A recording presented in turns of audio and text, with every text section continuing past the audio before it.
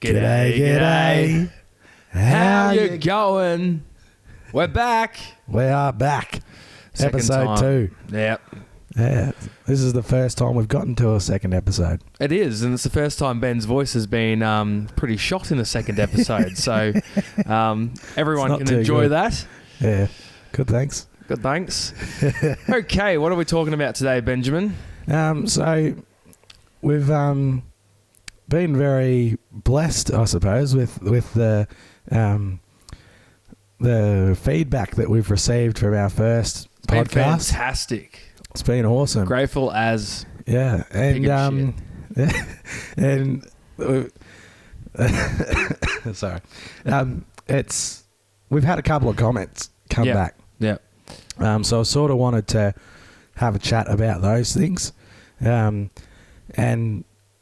yeah, I think what we talked about last time was really good. And from the feedback, they really enjoyed it. And there's just a couple of things I think we can go a little bit further with. Yeah.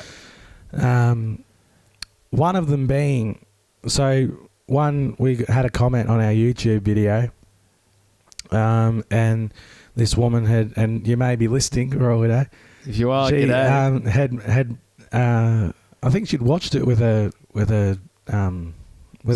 I think. Yep. And 19-year-old son, and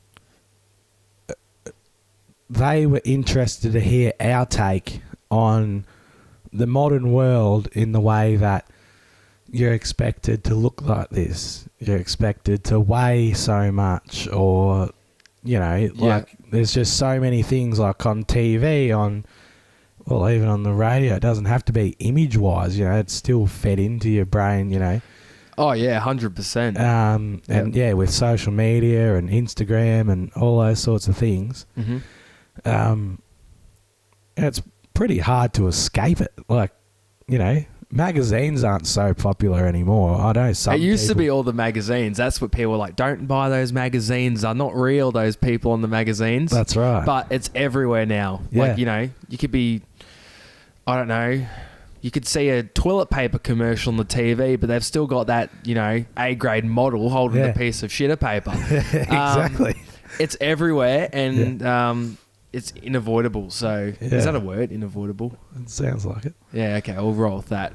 I personally think, you wake up in the morning, you check your phone, you scroll through social media, and you see everyone's highlight reel, like a quote that I was telling you about the other day. Yeah. Everyone puts their best facade on social media, so even if it's not a sponsored post by some big company, you're still seeing, you scroll through, such and such, how beautiful are they, how good looking, look at how much they weigh, they've probably edited the photo to make them look 10 times littler or whatnot, or, all the different filters and whatnot. Yeah.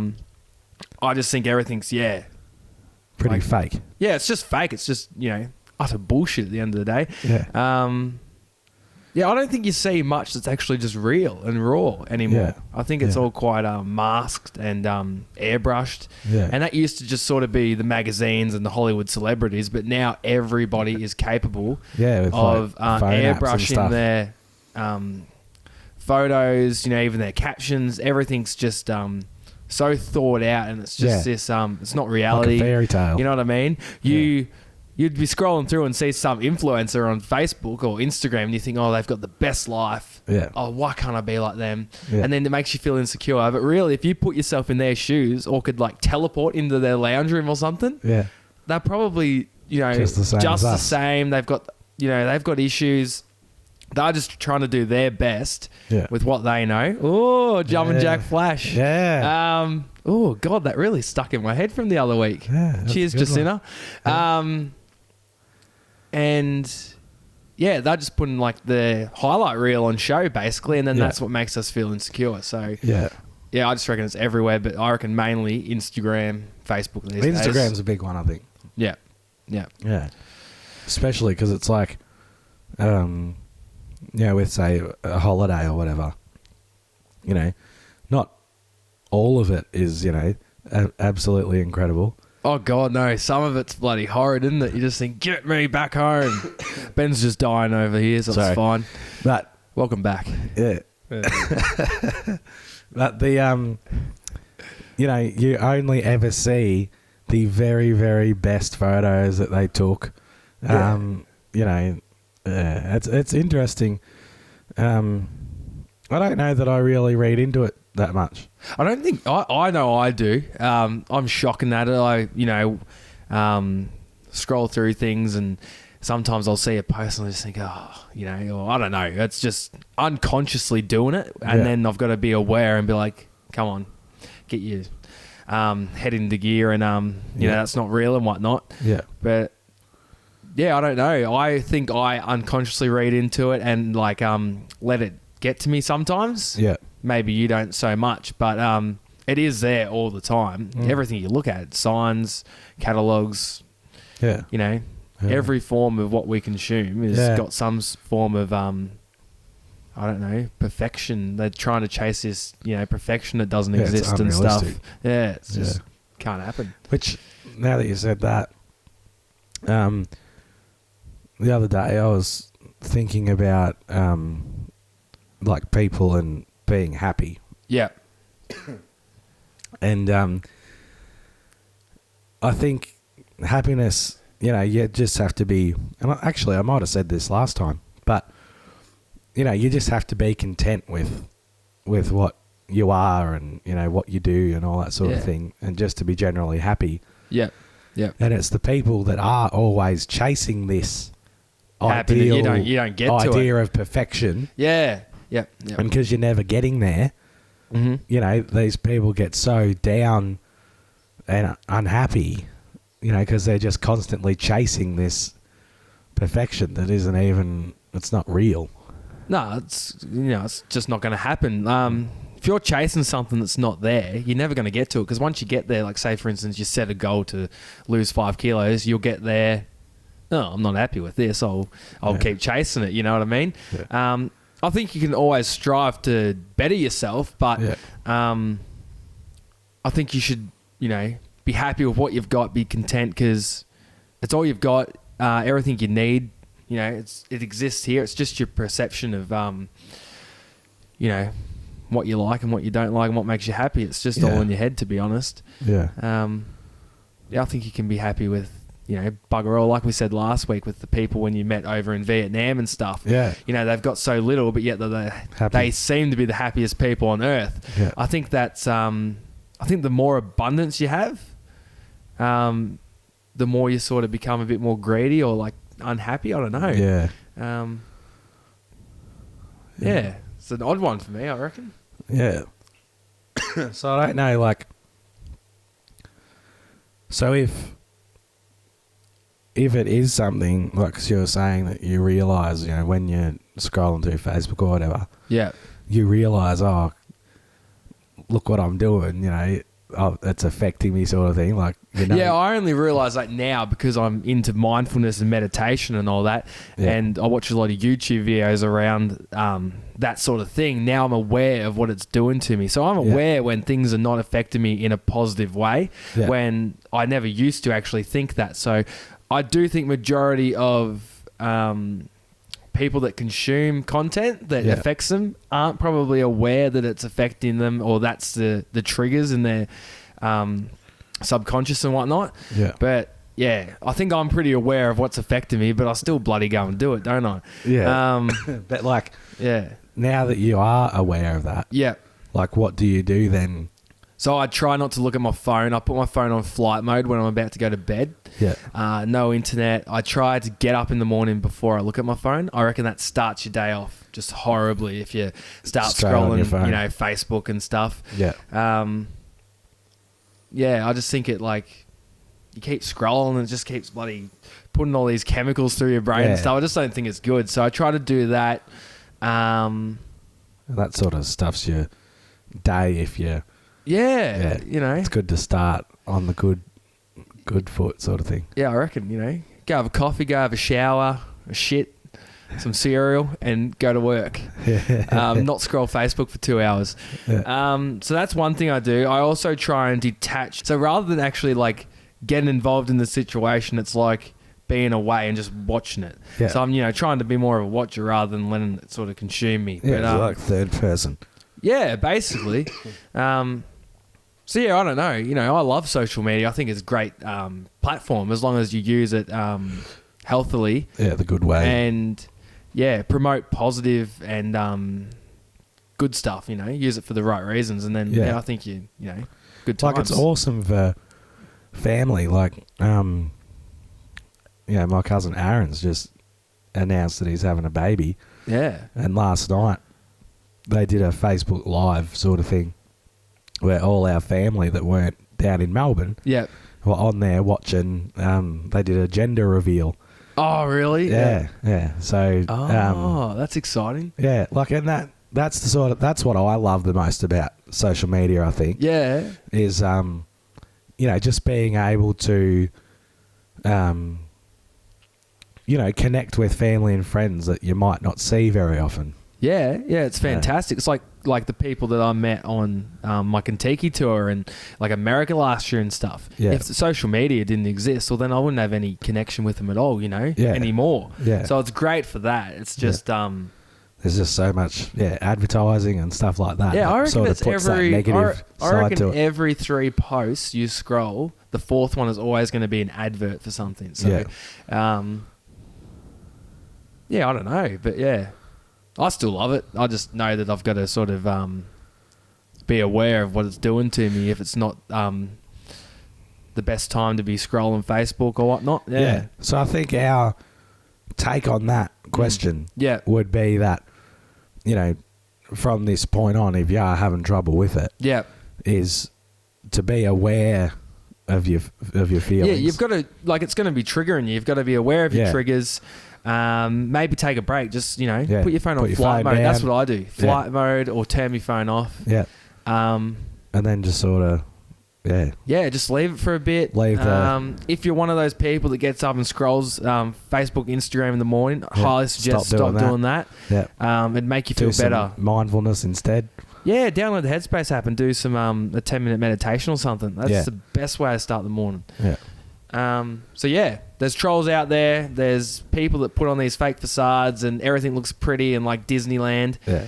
But realistically, behind Disneyland, there's always, I don't know, some person getting paid $18. So, you know, $18 is actually not bad for America. So they're probably getting paid $8. Good way. All right, so that was one of the questions. One of the others was more of a comment. Like, she struggles with mental health. Yeah. Yeah, depression and stuff, and has for, I think she said 8 years or something. And, you know, and commented on how, you know, it's not nice. You know, it's shit, basically. Yeah. And, you know, I just commented back to her that, you know, it isn't nice, but, you know, as long as you are aware of your mind and able to work on it and do some mindfulness, you know, you'd be surprised how, you know, just some simple little changes, how much that changes your life. You still know that you have problems with anxiety and stuff, but I think it's sort of a given, you know, like it's going to happen anyway. So you'd be much better off knowing what it's all about and helping yourself in some way. Yeah. You know, and sort of put it to the back of your mind in a way, like, you know, put your positive thoughts up front instead. But I did ask her, you know, is any suggestions that she might have for this one? And she didn't really have anything. The only comment she had was that, like, whether we would touch on the accepting death. Accepting death. Yeah, like, how do you accept that? And it's something that it was interesting because it's something I've struggled with for, like, forever. Like, and it made me think of this, and I'm glad I remembered. One time when we were in year 5, right? And I don't know whether I've told you this before. We were sitting, you know, how there was like the trees and there was like a planter box and you'd be able to sit around the trees. Can you remember that at all? In year 5? Yeah, I reckon. Ah. There was like the library was over here and then you'd have the big area. Yeah. Yep. Anyway, we were sitting at one of them, and I don't know how it come up. It might have even just been a joke, right? Yeah. And you're like, yeah, we're going to die one day. Trust me to say something like that. But did it trigger you? Well, in my household, that has never come up, right, until that moment. So I don't know what it's been like with your family, but, I've heard before, I can't remember who, but, some people choose not to tell their kids about death, because what's the point? It's going to happen anyway. Why freak your kids out? That's sort of their mindset. And it just was something that had never come up to me. Yeah. And you said it. And I triggered you. And I'm like, oh my God, really? Like, I didn't even know that. I swear I had no idea. I find that so fascinating that at year 5, like death would be such a scary thing still. Yeah. So I guess it's always scary, but like, yeah. So cool. Literally ever since then, I've struggled with the fact that one day you're going to die. And, some days you'll be laying in bed and can't get to sleep or whatever, and then it'll just pop into your head and go, how weird is it that, one day there's not going to be any existence whatsoever because the sun's going to explode. Jesus Christ. That is dark. No, but serious. Bass drop. It's true though. But and that's something that I've thought about before. Excuse me. And you sound like that pink toy off Toy Story 4. Oh, is he a bear? He's a bear, and he's really nice at the start, but then he turns into a prick. Oh, righto. Yeah. No, I don't know. Anyway, and like to sort of get myself out of that panic, I suppose. Yeah. I always think, say if it's a Sunday night, I lay there, just take a few deep breaths. It's Sunday night. I'm going to work tomorrow. It's going to be Monday. The fans above my head, I sort of look around the room and think about the different things that I can see and touch and feel, because that's real. Yeah. Yeah. And I think it grounds you to do that. Connect with your senses. That's the first thing to do when you're like in your head. Just take a moment to, what you can feel, see, touch, smell. And I've always been about, if you can't do anything about something, why worry about it? Yeah. Because you can't change it. But it's sort of easier said than done sometimes. I agree. I don't think the thought of death or anything like that scares me so much anymore. I'm sort of okay with the thought of that because it's just a part of life. Yeah. But a couple of years ago when I thought I was dying from all different sorts of diseases, I was petrified to think I was going to die, and it was just irrational. And I don't even really know why, to be honest. I remember, like in my last podcast, I said that I used to be scared that my parents were going to die at a really young age, and I'd just scare myself silly about it. Yeah. I don't actually know where that came from, though. I suppose, like the other thing that I've thought about too is that, with like psychics and whatever they're called, how would they know all these things about you? Like, they don't know you from a bar of soap. Doesn't matter where you go. If you go to one local or bloody 4 hours away, 10 hours away, overseas, you go anywhere. Unless they have some sort of database that they log into. Pretty cool database. There's the conspiracy people, they don't believe it, whatever. Skeptics, I should say. But I sort of think that, no one knows what happens when we're not here. And, like, I've got a family member that's really into, spirituality and that, you move forward and I don't know. I don't particularly believe in the whole heaven thing. Yeah. But I do believe that our spirit lives on, you know, and what that means, I don't know. But yeah, I'm in the same boat. I don't believe in heaven as such. Yeah. I think people that have passed are still around, but I don't know how, sort of thing. Yeah. But yeah. Occasionally, there's been a few instances since my pa died where like it felt like he was right there, and it's this weird feeling. You can't describe it. Yeah. That's happened a couple times, so I believe in it. Yeah. I just don't know how it all really works because I've never really looked into it that much. No. Yeah. Anyway, it's all interesting, and thanks for the questions, people. And we, love for more. Hit us up. Through. So I think the other thing that I wanted to touch on today or something that I wanted to talk about was anxiety and travel. Our little secret project is getting very near. You know, that's coming out soon. We'll go live pretty soon. So we're keen to and that touches on travel too. And I just sort of think like there's so much that you couldn't do if you let anxiety control you. Travel being one of them. You know, travel's a big thing. A lot of people are scared of planes. Like, I don't love planes, but I just think there's no other way to get there, so you got to get on and just deal with it. Yeah. I love planes. I must be a weirdo. I kind of like them when they're all rickety and they're like, oh, it's going to go out of the sky. Yeah. I'm like, yes, the adrenaline. But, yeah.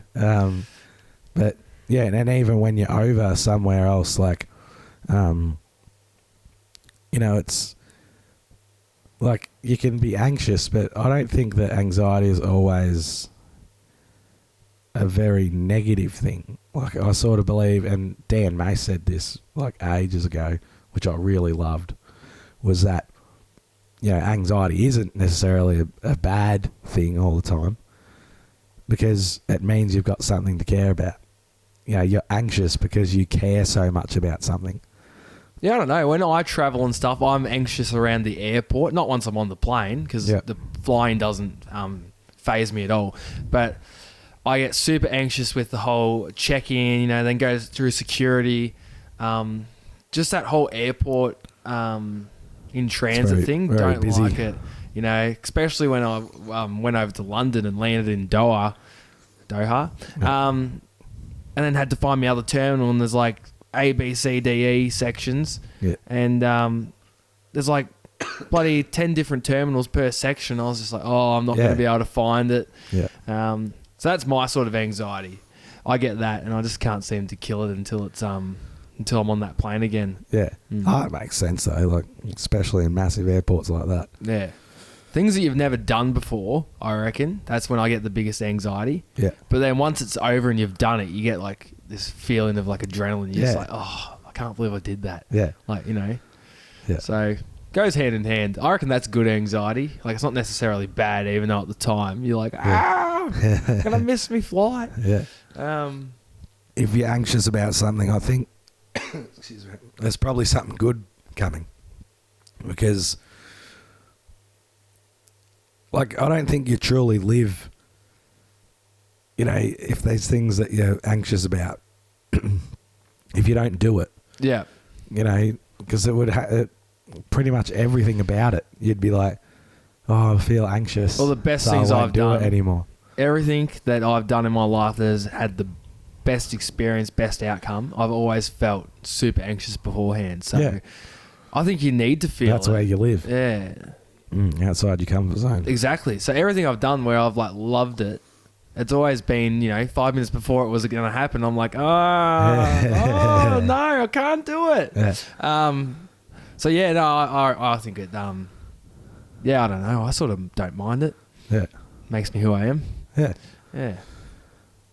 It's like when I used to get up, and I remember giving one of the teachers at school. some flowers. Like I had to be the guy that handed the flowers over to her at assembly once. Yeah. And I remember my leg just shaking so much that it was like, it was uncontrollable. I thought I was going to fall off the stage. Yeah. And like, yeah, that was probably the first time I'd like stood in front of a lot of people. Yeah. I don't know why I was so anxious about it because, you know, I wouldn't be shaking like a leaf like that anymore. But, you know, that's something that I love doing like now is sort of being in big crowds and stuff. And, you know, back then I was like, you know, thought I was going to spaz out. Yeah, it's crazy. That's funny. So I think just to wrap up our second podcast, we just wanted to finish with something a bit more positive. But still related to what we've been talking about. We talked a little bit about travel today. Yeah. So I thought, why don't we finish off with one story? Like we are going to do a full podcast at some point about our travels and where we've been and stuff like that. And like that'll be a fun subject. Yep. But if we just, you know, one little nugget from our travels, you know, travel stories. Rightio. Yeah. What do you reckon? Yeah, let's go with it. So I'm trying to just think about my best travel experience.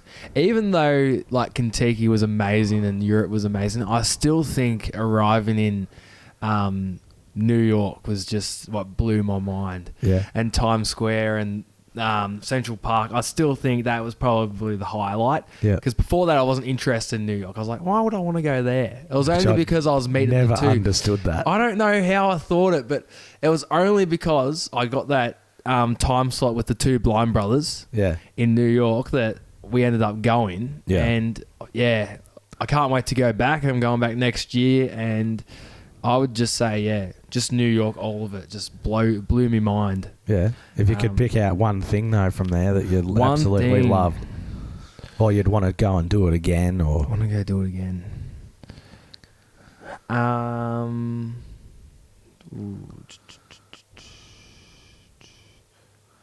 Trying to think. I don't know. Top of the Rock was amazing. The view there was bloody sick. Yeah. And probably just Times Square. I could live there. Yeah, it's very cool, isn't it? Oh, it's just amazing. Blows your mind. Did you go to like a Broadway show? No, because I don't know how we didn't figure it out, but we went to Bon Jovi in New Jersey. Yeah. And then the other nights were just sort of busy. I don't know how we didn't really... It didn't even like cross our minds that to do it until after. And then I think we got to Vegas and we're like, why didn't we go see something? Yeah. Oh, too late now. Yeah. But yeah, next time I will. Yeah. Yeah, for sure. I want to see Shrek the musical. Oh, that looks cool as. So. I think that's coming to Melbourne. Oh, is it? Oh, no, I'll go see it in New York. Yeah. Yeah. I don't know. I'll go to anything, you know. Why not? Anyway, that's my story. Yeah, cool. What comes straight to my mind is Switzerland. It's just an incredible place. Like the Alps, like just massive, like beautiful. Mountain ranges. Yeah. At the time. Was it snowing when you were there? No, well I think it was just spring. Like there was still snow up on the very top. Yeah, yep. Parts, but it was spring otherwise. Yeah. But yeah, just absolutely stunning. I'll put the photo, one of my favourite photos, as in the link or something. But it's just incredible, and probably the best thing. And you'd go to the supermarket. Like I remember going to the supermarket there. This was in Zermatt, and you just go to the supermarket and load up on all this food and stuff. And I think it was reasonably cheap. Like it wasn't super expensive, but even just those little things are fun. Just going to a supermarket in a different country. Like it's just different. Yeah, I find that the best time. It was like when I was in Paris and just went to like a 7-Eleven, stock up on some supplies and just wander. I reckon that's the funnest stuff to do. Yeah. But if you ever happen to go to Switzerland, you have to have go to a restaurant and have rosti. Rosti. And it's grated potato with like egg and bacon and cheese all in like a dish. Oh, best thing ever. Like, it is just incredible. Nice. Yeah. Well, I suppose you're not so much of a foodie when you go. No, I live on Ritz biscuits and cheese. But for anybody that's listening that actually travels like a real person. See, I'm not a real person. I just live off biscuits and cheese. Sometimes ham. Oh, yeah. Yeah. That's great. And shortbread occasionally. And a bit of shortbread? Yeah, but apart from that, not much else. Yeah. Yeah, definitely. Switzerland, Rosti, you're sorted. Bloody beautiful. Yes. I did have snails when I was in Paris. Oh, did you? Yes. Yeah. They were foul. Yeah, so I didn't. Like, I've been to Paris. They were way too garlicky. I couldn't kiss anyone after that. Oh. Unless they ate snails too. Oh, Yeah. garlic breath, worst. So, no, I wasn't a fan of them, but I tried it because, why not? You gotta. Yeah. Well, I didn't. I didn't do the frog's legs, though. Got to do them. Well, next time, we'll have to go to Paris. Sounds good. All right. I think that's pretty sweet. All right. Rightio. Well, I think we're done pretty well. Ben's got no voice, so he's pushed through to get this episode out there. So, sorry for the terrible voice, but... Oh, that's all right. I'll forgive you, Ben. The listeners will forgive you. Yeah. Oh, it's okay. But no, thank you very much. Thanks for the comments and the support this last week since launching the Visionary Brothers. It's been fantastic. If you have any ideas of what you want us to talk about, touch on, whatnot, send us a DM, comment on our post. If you see me walking down the street, say, oi, talk about this. Yeah. But yeah, I reckon it's been fantastic, and I can't wait for what's to come and to share with everyone what we've got sort of cooking away in the next week or so. For sure. So that'll be really exciting, and stay tuned. Yeah. Donate to Movember. Yes, Movember. So I look like a catfish if I grow a beard or a mo. So Mr. Ben will be growing the mo. Yeah. Look, Dad's sexy with the mo. It's halfway there. Yeah, I know. It's been bloody... I've been a week, hasn't it? I haven't shaved since last Thursday. Yeah. Look at it. There's nothing there. Yeah. Crazy. But yes, we greatly appreciate it. Doesn't matter whether it's $1, $2, whatever, $10, whatever it may be. Every dollar makes a difference. So we really, really appreciate. I'll put the link in the podcast description as well, in the YouTube description. Because men's mental health is a big issue, and that's what Movember's all about. Is to help out with that. So I put up a video on YouTube. I'd had my beard for 6 years. Like 6 long years. Weird. And it took about 6 days to half grow back. So that's crazy. No worries. But you can also, I'll put that link in the description. All the links are there. The like button's there. There's a subscribe button's there. Press those. Get on it. It's been a good one. It's been another good one. And my dog's just come in and chilling out on the bed. So how do we end this, Matt?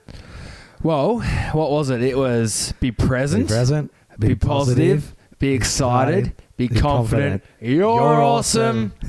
See you next week. One. Badunts.